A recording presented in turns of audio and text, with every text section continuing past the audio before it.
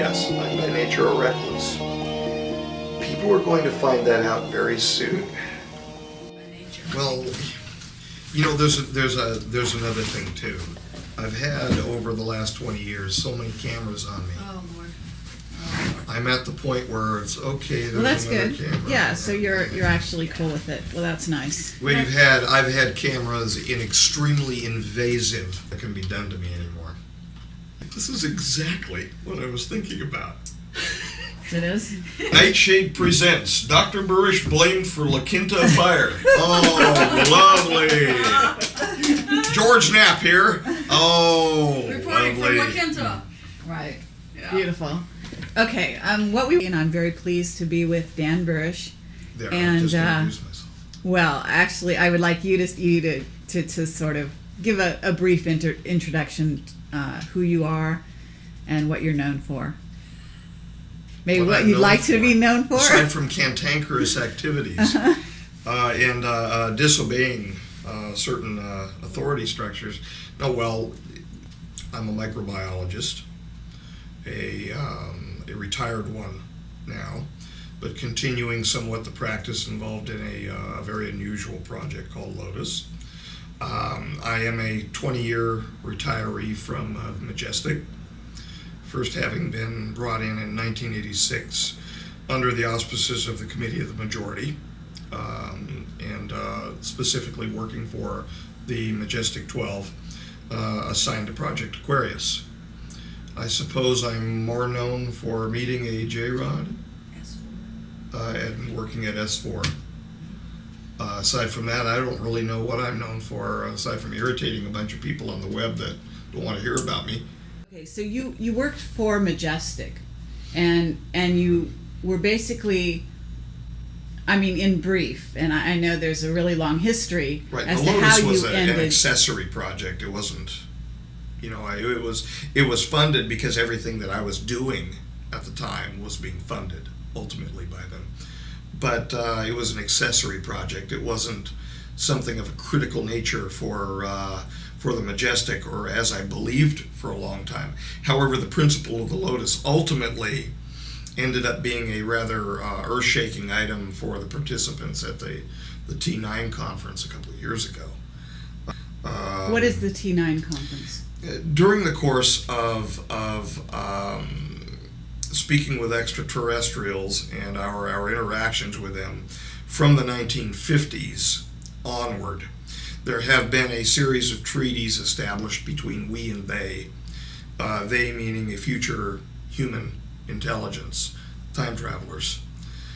And there have been as a consequence of our relationship with them, there have been more than one treaty system in place. During the last of one of those treaty negotiation and signing times, I had the privilege of being in the presence of the negotiators at the conference, which was held in the state of New Mexico. And there were how many aliens present at that time? There were 2, 4, 6, and a few in strollers behind the curtains. So we had A few in I'm sorry, what was that reference? They're unable to cope for long periods of time in our atmosphere. In our see. present atmosphere. They've adapted, if you will, to the atmospheres of their particular future timeline. And as a consequence, coming here would be oppressive to them, existing in our standard temperature and our pressure. So they have been provided unique sealed off pressurized systems that they would be moved around in by their attendants, basically on a Segway type transport system, where you can push it and it will actually move forward very easily, maneuverable. I see. So that's what you meant by stroller Right. system. Right. Okay. And so they were encapsulated in their strollers in their positions as negotiators for their time. And Are you saying that these aliens that were present at this conference that happened, what, this year, last year? a couple years ago, in which they discussed, I'm assuming it was between the Lotus. 2003 and 4. I'm sorry? Between 2003 and 2004. Okay, and they discussed the Lotus Project. It was brought up, and in fact, as part of the negotiations, the P plus 45,000 group of Jrods wanted the codes for the Lotus Principle added into the treaty negotiations so that they could use it in their own attempts to ameliorate their particular neuropathies. Wow. So They wanted saw to the use it. value. They saw the value right away. They saw a potential value for it, and they wanted to use it for that purpose. It was my argument that it should not be used for a particular purpose, that this is moreover part of a natural system which has been put in place by whatever God that one would want to deign as being the creator of the universe, as part of a natural system and not to be controllable by humankind. Or by alien kind, by well, by they're inference? humans. They're Okay, human you lineage. consider them humans. They're humans. Okay. They're human beings, albeit different from what we would expect to see as a human being. But then again, if we look in the history, the presently accepted history of the evolution of humankind, if one were to walk into a conference held by Neanderthals, one would be taken aback. Well, in the same way, one may be taken aback by walking into a conference with these gentlemen. Okay. So you've got two kinds of aliens, and people that are watching this, some people may have no idea about the T2, two timelines. Probably not. We actually had three kinds of extraterrestrials, human lineage extraterrestrials present. Two kinds of P plus 45,000 years from now, if we were to translate over to timeline 2. Difficult subjects, aren't they? Two representatives from that time, two representatives from P plus 52,000 years ahead, Jrods, both of which generally have the anatomical configuration of what would be in ufology called grays, gray aliens, and two representatives from P plus 52,000 Orions, who would generally, I guess, in ufological circles, I guess one could say, would be called Nordics or Tals. Okay. Who actually look more human-like but have larger eyes, very blue eyes, blondish hair, etc. I see. And, okay, well, of course I've got many questions on this score. So do I. But, and for people listening, we would also like to know, were there any reptilians present? No, not per se. Okay. What I've come to understand, and it's generally held, I think I could say it's generally held within our society, that the notion of a reptilian is a misnomer. And I'm not saying that to apply a negative connotation to the stories that individuals have brought forward, probably mostly forthrightly. But that when you view or observe what would be called a gray, what I would call a Jrod, the particular ruddy configuration of their skin, the changes of the sudoriferous glandular structure of their skin, can make them appear during exacerbations of the illness very reptilian in appearance, and also possibly praying mantis type in appearance. They're also suffering from a cocaine-like syndrome, which makes them lurch forward, so they appear very praying mantis-like. So I think that possibly many of the accounts which have forthrightly come from individuals whom have actually been abducted by the P-45s have maybe been interpreted as being reptilian in appearance because of their skin structure. But they're not really reptiles. Okay. Now, I'm not saying, I'm trying to be inclusive here, that there are things in the mind of man and in the glorious universe of God that I don't know.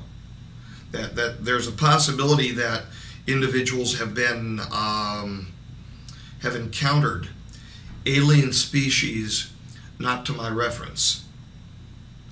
Given the fact, gosh, I've had to accept the fact that there are human beings that many years ahead of us on another timeline coexisting in reality. How hard would it be for me to accept that there are other extraterrestrials of non-human lineage, of which I've only been briefed about one, which is an extra-dimensional species, whom have referenced other extraterrestrial species that I know nothing about. Mm-hmm. How hard is it for me to accept that after I've been in the presence of a human lineage extraterrestrial? I don't have a problem with that, but at the same time, I don't have evidence to support it either. Reptilian in that if one were under stress and one had no previous reference to their biology, their pathophysiology, their particular problems, one could reasonably expect out of a group of people experiencing them that more than 50% of the group could probably say that they were reptilian in appearance. Okay, that's interesting. That's the best I so can their say. appearance morphs to some degree into more of a reptilian under stress, is what you're saying? I'm saying maybe that you don't people like could the word interpret morph. them that way. Okay. Reasonably be expected Visually. to interpret them that way if they do not have a scientific grounding into what they're looking at. Sure. I'm trying to be inclusive of reports of individuals that have no reason to have come forward and say things that they've said for other than the fact that they've experienced something. I'm trying to understand, or maybe help people to understand why they may have interpreted it as well. Sure. These things in this way. However, they may have actually come into contact with something which was fully reptilian in appearance. I don't know. I haven't. Exactly. I'm trying to be honest and at the same time tell people, because apparently it's happened to me, that it's okay. That apparently that they what's were happened. abducted and that it's happened. Okay. That they're not Apparently, crazy what too. has happened to you? Well, in 1973, I was playing in a park in Southern California in Mayboyer Park, and this is going to probably come out in one or more of the versions of the debriefing of me. I was playing baseball with my grandpa in the park, and I was having him throw me a ball so I could catch it over my shoulder. I was trying to run away at the same time that he would throw the ball so I could try to catch the ball like Willie Mays' famous catches. During one of these throws of the ball, I remember looking up toward the sun, because it was high in the sky at the time. It was summertime, and glancing away because the sun was blinding me, looking down toward the grass, which was very bright green at the time, and then seeing a flash where the grass appeared to turn black. I appeared, from my perspective, I was covered in a shadow. The shadow reminded me of a triangular bat kite that I had played with my grandfather over the riverbed nearby. And that's the way I basically was able to describe it at the time. I was, 9? I was 9 at the time. Then I remember a flash. Immediately, there's a disjoint memory of this. It's not contiguous. Where I saw my grandfather sitting over by a tree, several yards away from me, and the sun had clearly moved in its aspect to me, so time had clearly passed. The earth had moved and time had passed. At least several hours had passed. He was very shook up. I ran over to him, asked him what happened. and he didn't want to talk about it. He said, you're okay now, and he wanted to go home. So he walked me home immediately over the overpass over Del Amo Boulevard, and we went home. This precipitated a major domestic upset between my grandparents and my mom and dad. Ultimately, this domestic upset resulted in my grandparents moving out.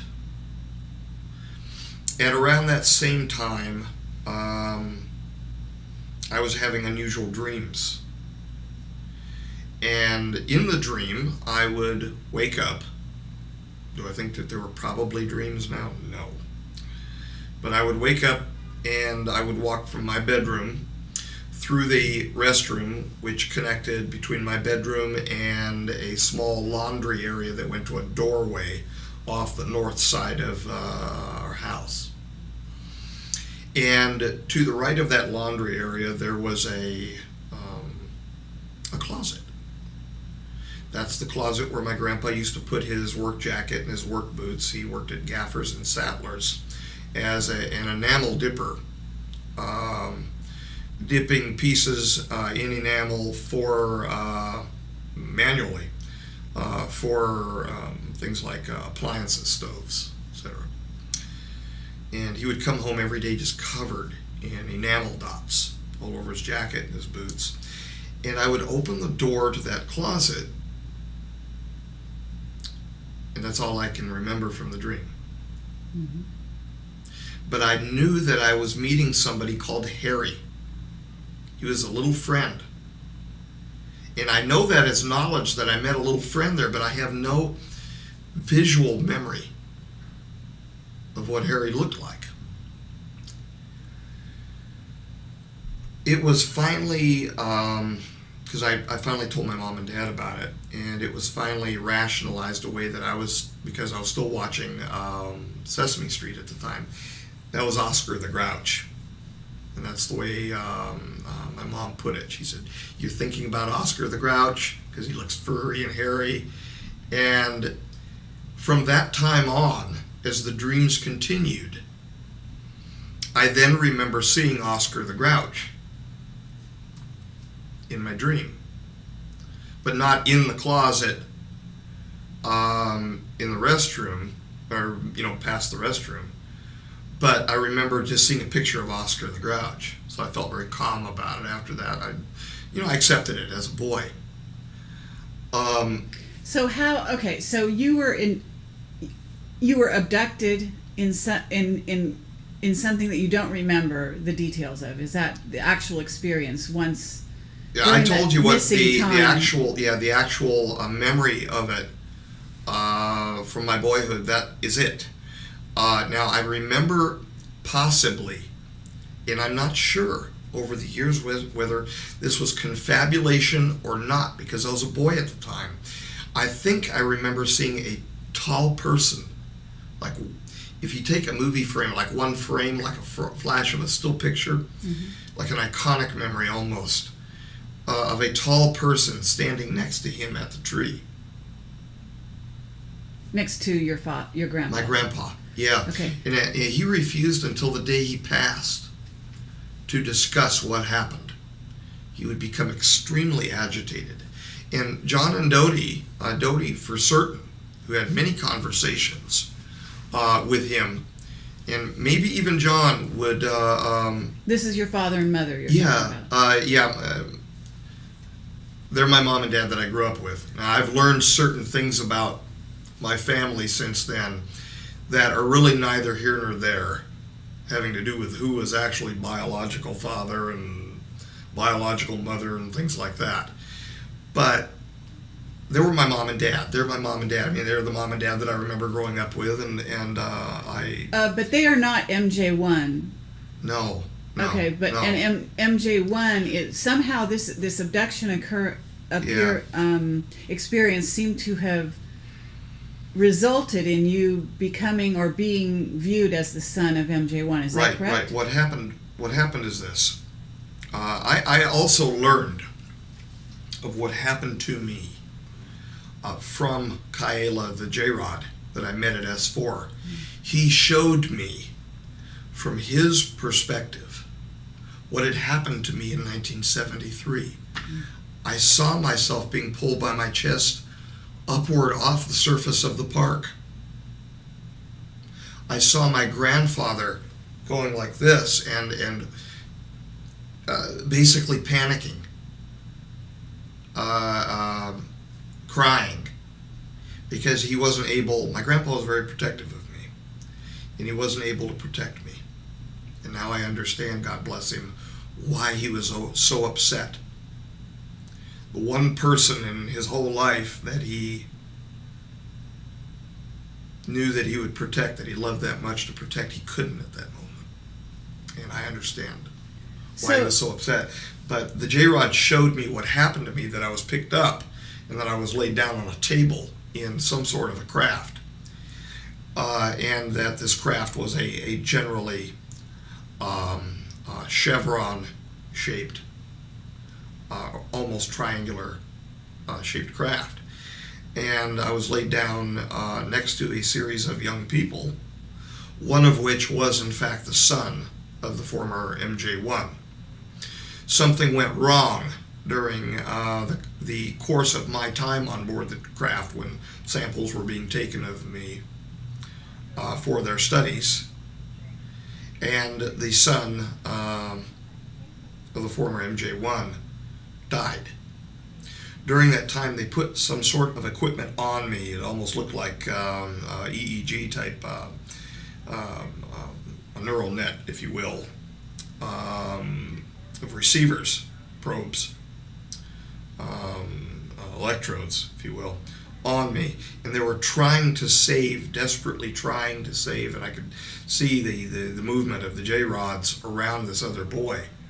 And I know what he looked like and all of that, because I was seeing it through the eyes of Kyla. They were trying to save him, and he ultimately passed. During that time, apparently they were trying with whatever technology that they employ to save the boy by storing him. That Kyla was with the P-45s at the time. These were P-45,000 Jrods. And they looked at us, and they look at us as no more than containers or cylinders, almost like beakers full of material, of electromagnetic material.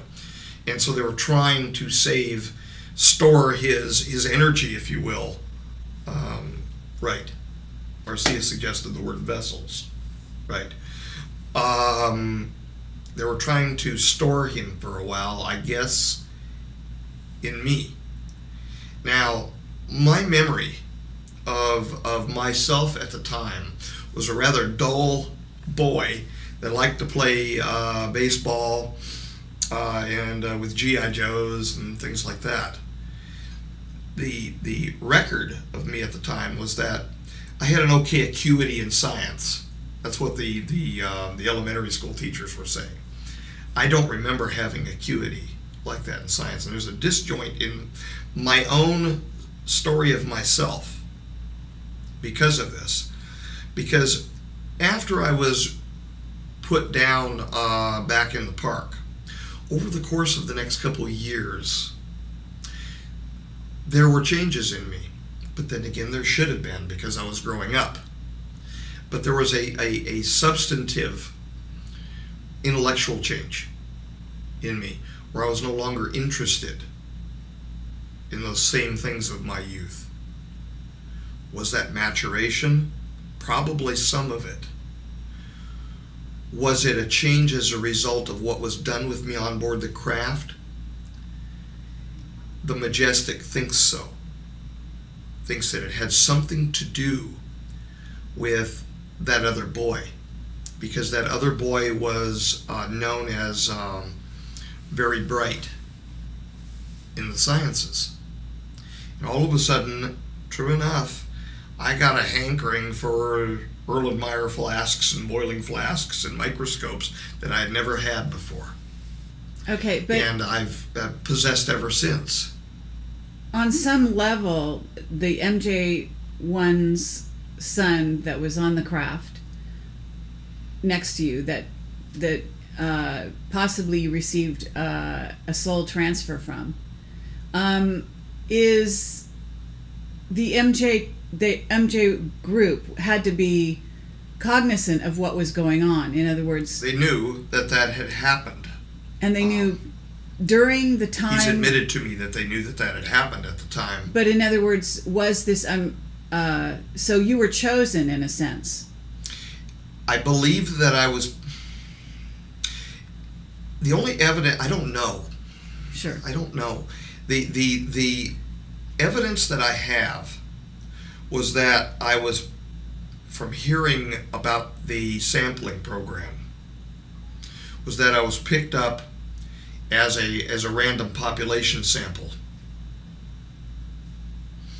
The son of a blue-collar worker, and just the son of my family was total blue-collar.